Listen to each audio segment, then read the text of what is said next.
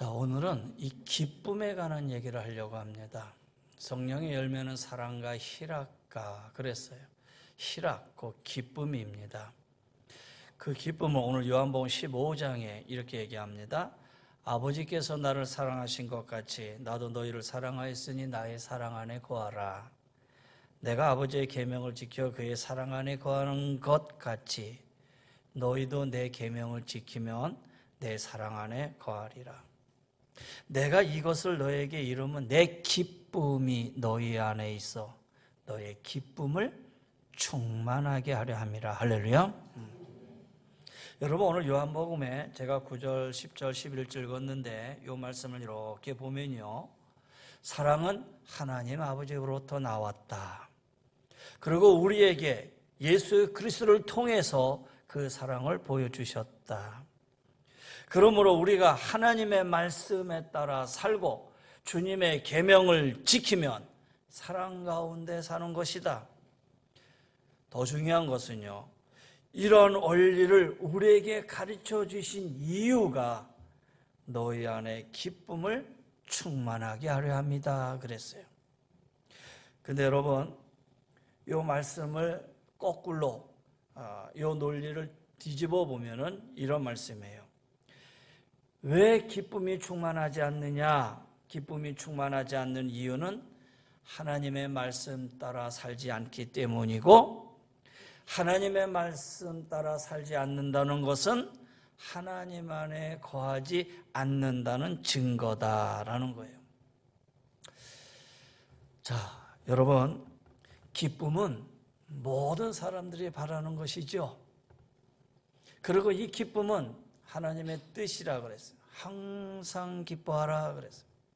이는 그리스도 안에서 너에게 향하신 하나님의 뜻이니라 그랬어요. 그래서 사람들은 이 기쁨을 얻기 위해서 온갖 노력을 다합니다. 근데 기쁨하고 쾌락은 구분해야 되죠.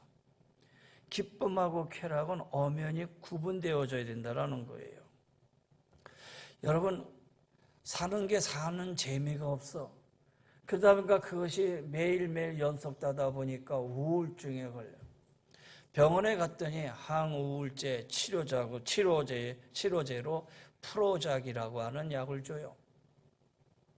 근데 이 프로작이라는 이 약은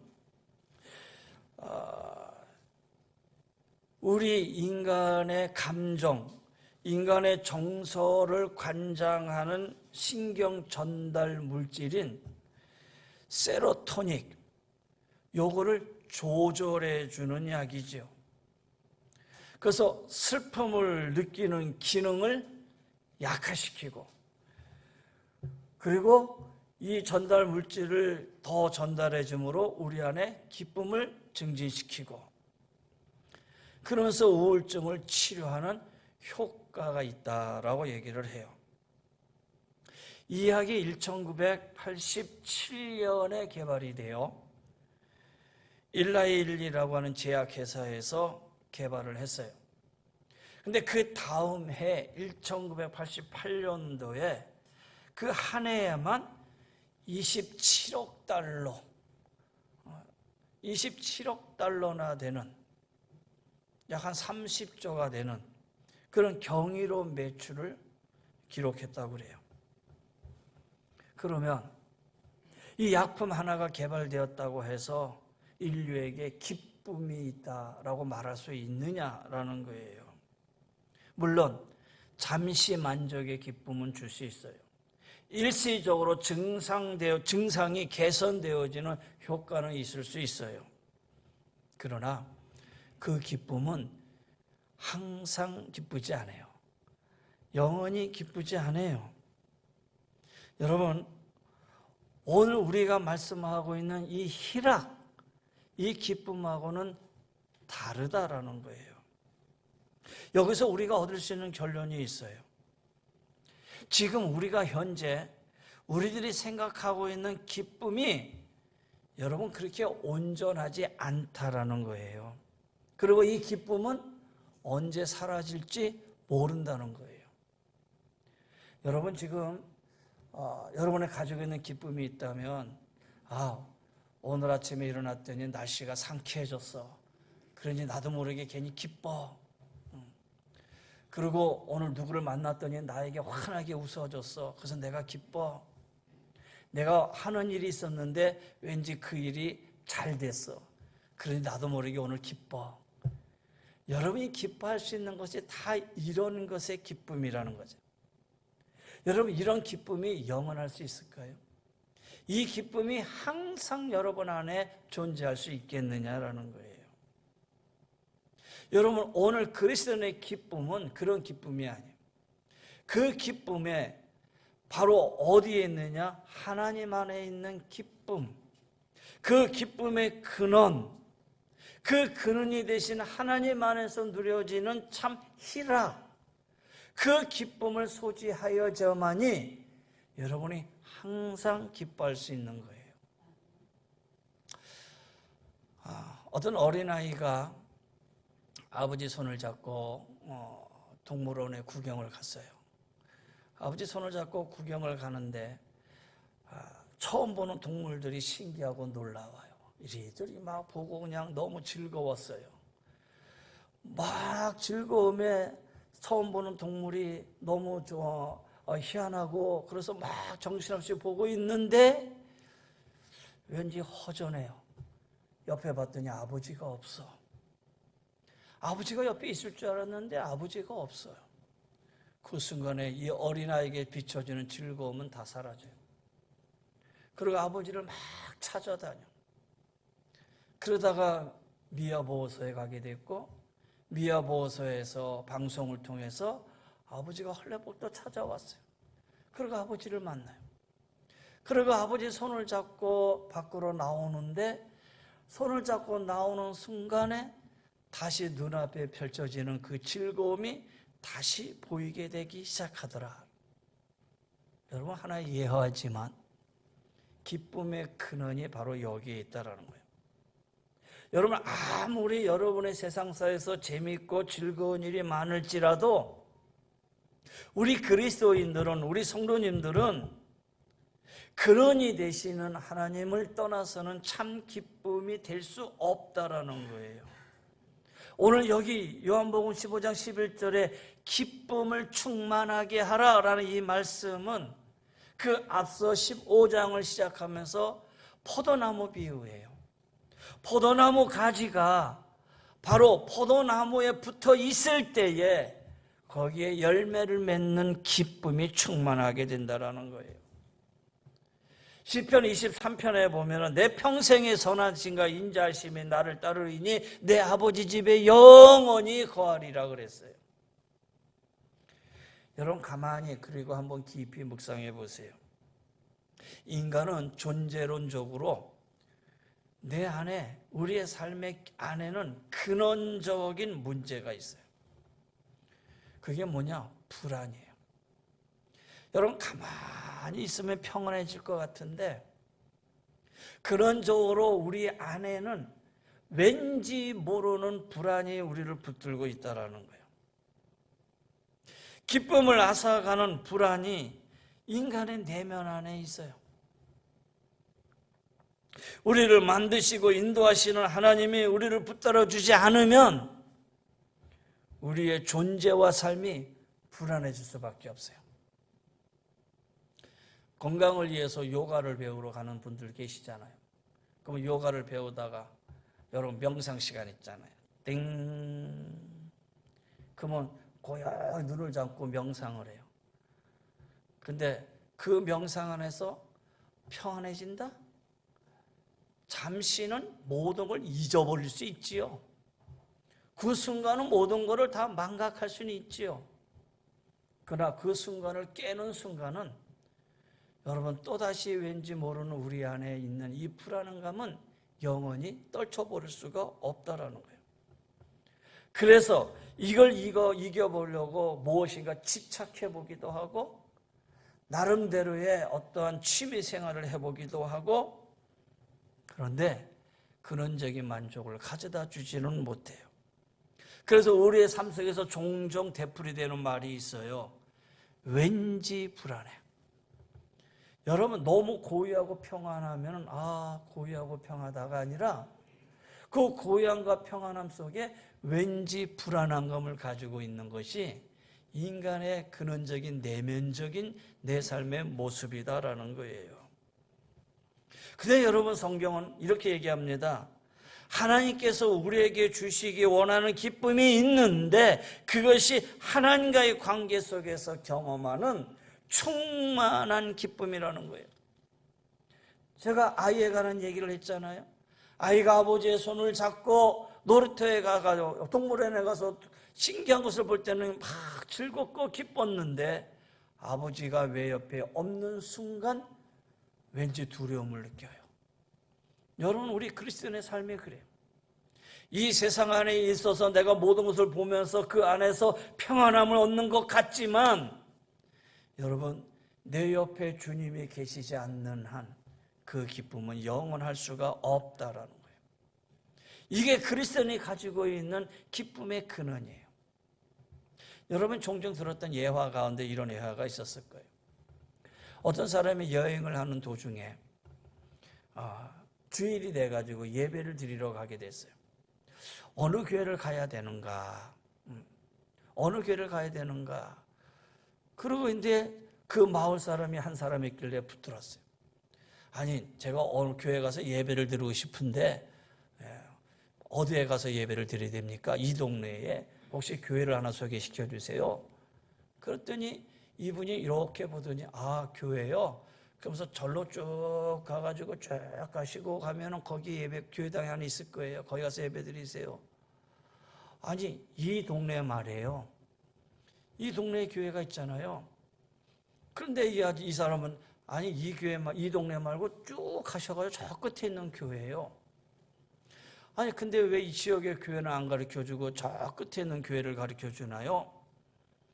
이 사람이 하는 말이 나는 교회를 다니지는 사람이 아니라서 잘 모르겠지만 나는 교회를 다니는 사람이 아니라서 잘 모르지만은 저기 있는 교회에서 예배드리고 나오는 사람들의 얼굴을 보니까 여기에 나와서 예배드리고 나오는 사람들보다 훨씬 밝고 훨씬 기쁜 표정을 하고 있더라. 왠지 그 교회가 진짜 교회인 것 같다. 그래서 당신에게 소개하는 것이다. 나는 교회는 안 다니지만 왠지 교회에서 예배드리고 나오는 사람의 얼굴을 보니 그 얼굴이 훨씬 밝고 기쁜 얼굴을 보니까 저 교회가 진짜 교회구나. 여러분 그러고 보니까 이 기쁨이라는 것이 바로 이 성령의 열매 희락이라는 것이 말 그대로 열매인 것이 분명해요. 여러분 씨앗은 눈에 띄지 않아요. 근데 이 씨앗이 숨겨지고 나무가 돼서 자라서 가지에 열매가 맺히면 누구나 볼 수 있는 열매가 되는 거예요. 그렇잖아요. 그리고 이 열매의 사명은 뭐냐? 보암직하고 먹음직해야 되는 것이다라는 거예요. 교회 앞마당에 대추나무가 아주 주렁주렁 대추가 달렸어요. 근데 이 대추가 아주 지나가는 사람마다 하나씩 다 따가요. 심지어 들어와서도 막 따가요. 이거 다 따야 될까? 그러다가 그냥 내비로 돌아 그랬어요. 그냥 보기도 하고 원하면 들어가서 따가기도 하고. 근데 여러분 우리 마당에 대추나무가 심어졌는데 이 대추나무가 밖으로 가지가 뻗어가지고 밖에 가지에 열매가 달렸어요. 그럼 밖에 달린 열매는 우리 교회 걸까요? 아닐까요?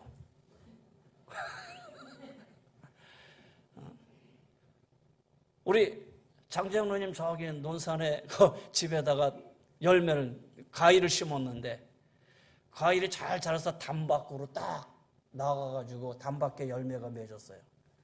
그 열매는 장로님 걸까요? 아닐까요? 그럴까요? 그래서 제가 이거를 법률적으로 한번 자문을 받아봤어요. 응? 그 열매는 내게 아니라 밖에 사람들 거래요. 내 영토를 기준으로 해서 밖에 가지가 있으면 그건 내게 아니래요.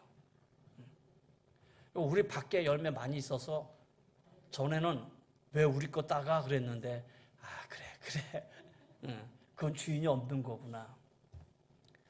얘기가 조금 빗나갔는데 무슨 얘기냐?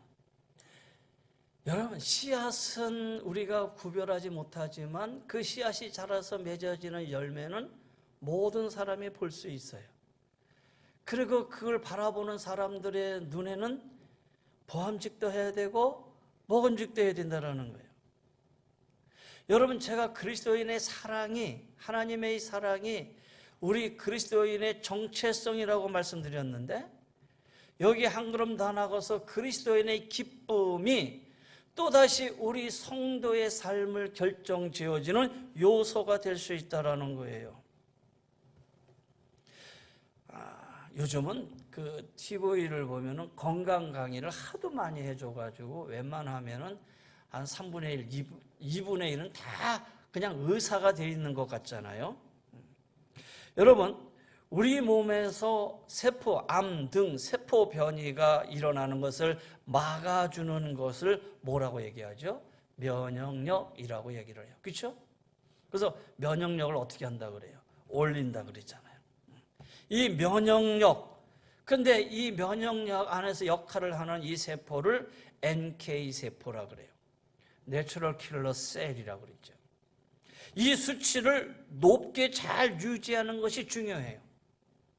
그래서 면역력을 높여야 된다 그러잖아요.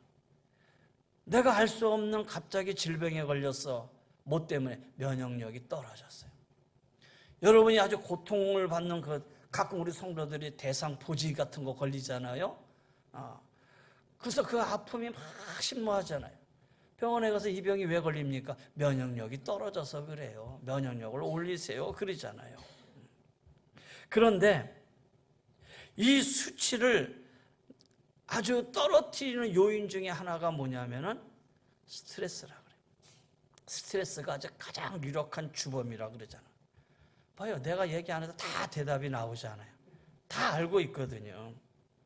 근데 이 NK세포가 높은 사람들, 어떤 사람들이에요? 항상 웃고 즐겁게 사는 사람들이라고 해요. 그런데 여러분, 이게 일반적인 어떠한 삶 속에서 얘기하는 거라면 미국의 MD 앤더슨 암센터에 근무하고 있는 김의신 박사, 여러분 아시죠? 그 김의신 박사가 이런 얘기를 해요. 교회 성가대 찬양대원들은 일반인들보다 그 수치가 1000배나 높게 나와 있다. 할렐루야? 하나도 안 좋아하시네. 여러분이 오늘 하나님 앞에 찬양을 했던 이 찬양이 정말 하나님 영광 받으세요.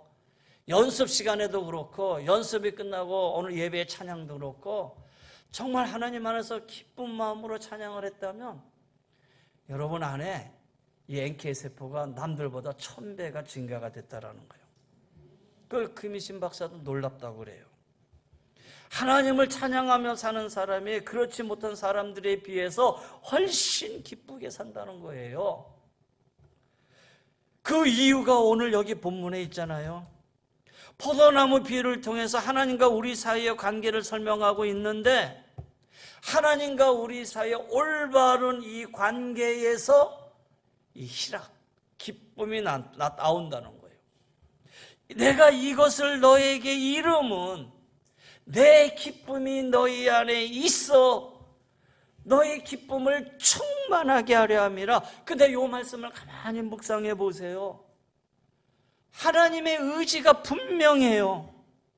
그리고 이 충만한 기쁨을 주시기 원하는 하나님의 마음이 이 안에 들어있어요.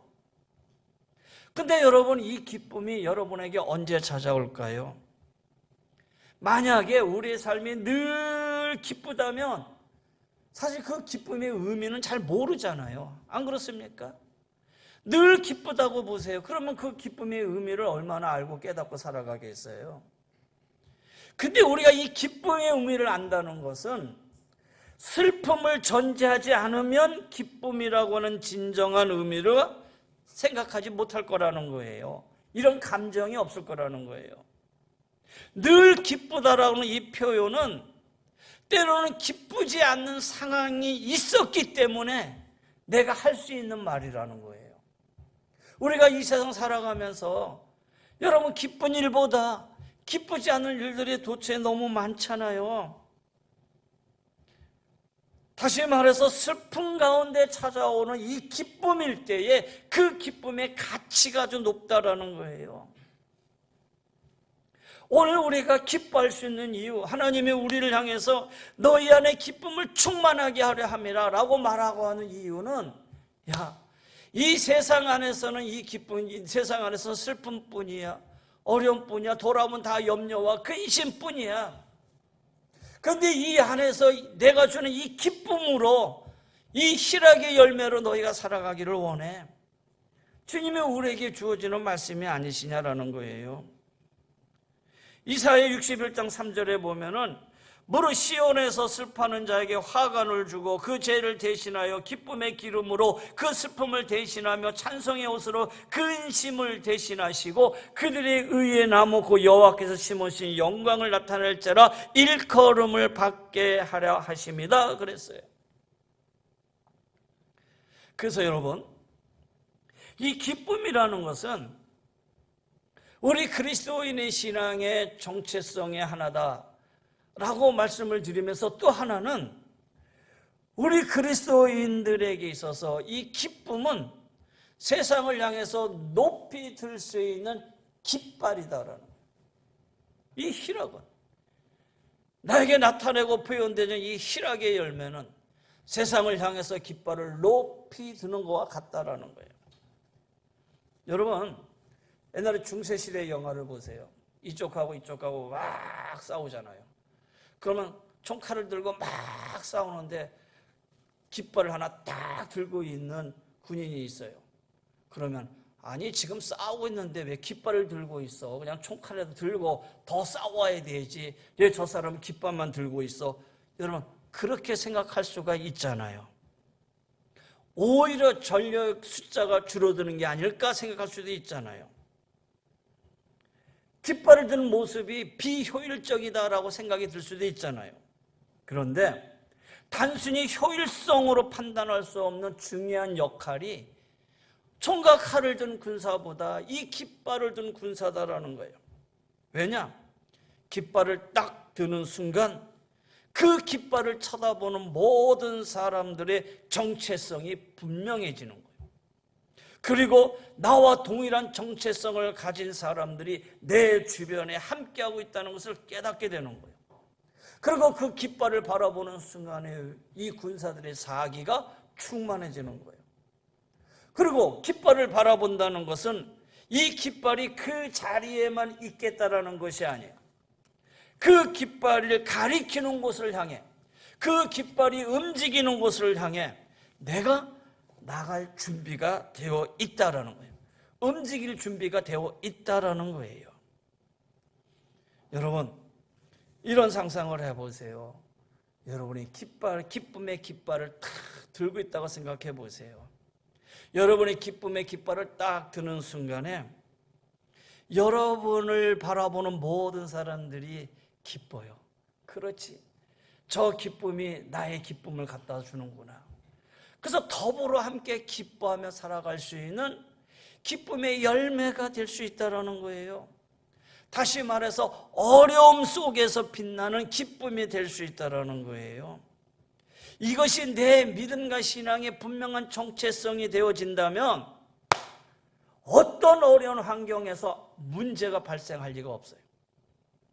어떤 어려움 속에서도 이 문제가 나에게 문제라고 말할 수가 없다는 거예요. 어떤 성도들과 이런저런 대화를 하는 가운데 그 성도님이 하는 말이, 저는 목사님이 걱정이 없는 줄 알았어요. 목사님은 아무런 걱정이 없는 줄 알았어요.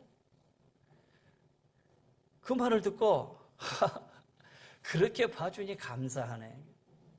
그렇잖아요.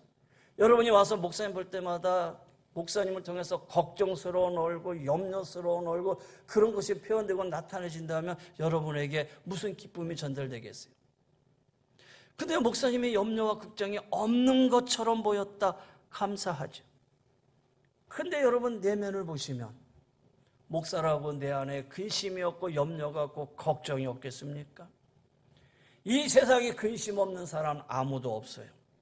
단지 그 속에서도 빛나는 기쁨을 누리며 사는 사람이 있고 그 기쁨을 모른 채 절망 가운데 거하는 사람만이 있을 뿐이라는 거예요. 그러면 그 안에서 내가 기쁨을 누리는 사람이 되어야 됩니까? 아니면은 얼굴에 슬픔을 가득한 채 절망을 가지고 살아가야 되느냐라는 거예요.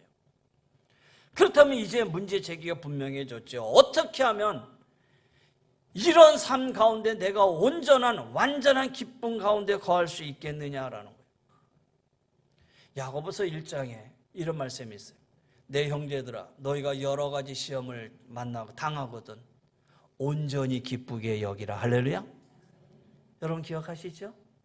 내 형제들아 너희가 여러 가지 시험을 당하거든 온전히 기쁘게 여겨라. 여기에 너희가 시험을 당하거든이라는 이 당하거든이라는 이 말이 영어로 if가 아니라 when이라는 거예요. 어쩌다가 만나는 시험이 아니라 누구나 만나는 시험의 때를 얘기하는 거예요. 그것도 한 개가 아니라 여러 가지다라는 거예요. 그런데 오히려 이때 어떻게 해라? 기뻐하라라는 거예요. 근데 그 기쁨을 얘기하고 나서 그 다음에 얘기하는 그 3절의 말씀이 바로 인내라는 단어가 등장을 해요. 이는 너희 믿음의 시련이 인내를 만들어내는 줄 너희가 알미라. 너희 믿음의 시련이 인내를 만들어내는 줄 너희가 알미라. 하나님이 우리를 사랑한다고 하는 확실한 믿음이 우리를 인내 가운데로 인도하고 인내의 시간을 보내는 중에 그 믿음으로 우리 안에 뭐가 희락, 기쁨을 가지기로 결심하고 확정할 수 있다는 거예요. 그렇다면 여기서 말하는 이 기쁨이 세상의 가치와는 전혀 다른 것이죠. 제가 좋아하는 성경 말씀 중에 하나가 로마서 8장 말씀이에요. 누가 우리를 그리스도의 사랑에서 끊으리요? 환난이나 곤고나 박해나 기근이나 적신이나 위험이나 칼이랴. 여러분, 사랑의 확신이라는 것은 뭐냐? 그 어떤 어려움 중에서도 하나님의 사랑은 변함이 없다. 이 말은 내가 그리스도 안에 있다라는 거예요. 그 사랑 안에서 세상의 그 어떤 것에도 나는 영향을 받지 않고 살아가겠다라고 하는 믿음의 고백이다라는 거예요. 그래서 참 기쁨이라는 것은 환경에서 오는 게 아니라 하나님과의 사랑의 관계에서 오는 것이다라는 거예요. 하나님이 끝까지 우리를 놓지 않고 계신다는 이 확신을 내가 가지고 있다면은 여러 가지 시험이 있어도 여러분의 입술에 잔잔한 미소가 떠나지 않을 거예요. 왜? 이 확신이 나에게 있기 때문이라는 거예요. 그런데 이런 확증에도 불구하고 우리가 여러 가지 시험을 당할 때에 내 입술에 잔잔한 미소가 아니라 어떻게 보면 깨어지는 아픔을 경험하게 되잖아요. 왠지 모르게 우리의 삶에 균열이 일어나고 지금까지 내가 쌓아놨던 모든 아성이 한꺼번에 무너져 내림을 경험하고, 그래서 야고보 기자는 너희가 여러 가지 시험을 만나거든, 여러 가지 시험을 당하거든 이렇게 말씀해주고 있는 거예요. 온전히 기쁘게 여겨라. 믿음의 시련은 인내를 만들어내고 인내를 통해서 온전하고 구비하여 조금 더 부족함이 없게 할 것이다 라는 거예요. 땅에 농사를 짓는 분들은 알겠지만 땅에 농사를 지으려고 하는데 땅이 딱딱해. 그러면 딱딱한 데다가 씨를 뿌립니까? 아니잖아요. 그 땅을 부드럽게 하기 위해서 갈아야 되잖아요. 기계로 갈든 여러분 삽으로 갈든 어떤 건 갈아야 돼. 갈고 나서도 거기다 바로 뿌리는 게 아니라 그 위에 또 무리를 또 줘야 돼. 물이 줘가지고 그 흙이 부슬부슬해지고 다 깨어지고 다 부서지고 거기에 수분이야 머금은 이 상황 속에서 거기다가 씨앗을 심는 거 아니겠어요? 그렇잖아요. 이걸 가르쳐서 깨어짐의 영성이라는 말을 해요. 깨어짐의 영성이다라는 거예요. 교만하고 단단한 마음을 깨트릴 수 있는 그때에 우리를 찾아오는 시험이 바로 여러 가지 시험이에요. 그 시험 가운데 고통스럽기도 하지만 그때는 우리가 하나님 앞에 만져달라고, 하나님의 방법으로 다루어달라고, 이제는 하나님의 사람, 하나님을 기뻐하게 하는 사람이 되게 해달라고 그렇게 기도할 때에 우리 안에 하나님의 함께하는 기쁨이 넘쳐나게 되는 거예요. 그 기쁨은 깊은 곳에서 우러나오는 기쁨을 말하는 거예요. 고통 속에서 만들어지는 이 기쁨, 여러 가지 환난과 어려움 속에서 만들어지는 이 기쁨, 그 기쁨이야말로 희락의 열매, 그 기쁨이야말로 진정한 기쁨의 열매가 아니겠느냐라는 거예요. 제가 사업이 여러 가지 어려워서요, 이거 다 해결되면 나올게요. 인간의 생각이에요. 그건 인간의 생각이에요. 내가 교회 나오는데 이런 문제들이 있어요. 이런 문제가 해결되면 내가 나올게요. 인간의 생각이에요. 단언컨대 내가 만족할 만큼의 그 사업의 해결은 이루어지지 않아요. 그러면 어떻게 해요? 평생 그 마음의 짐을 가지고 살아가는 그런 자가 되어야겠느냐라는 거예요. 여러분, 깨져야 돼요. 거기에 다 부셔져야 돼요. 그 안에서 만난 여러 가지 어려움과 시험이 있다 하더라도 그 깨어짐 속에서 씨앗이 심어질 때 피어나는 열매가 내 안에서 나오는 진정한 희락과 기쁨의 열매가 될 수 있는 거다라는 거예요. 세상에는 온도계 같은 사람이 있고 온도 조절기 같은 사람이 있다고 그래요.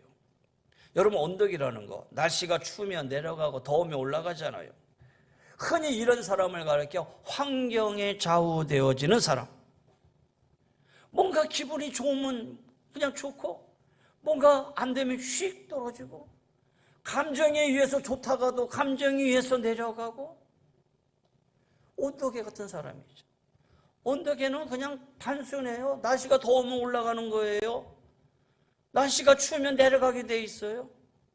그게 그냥 당연한 거 아니겠어요?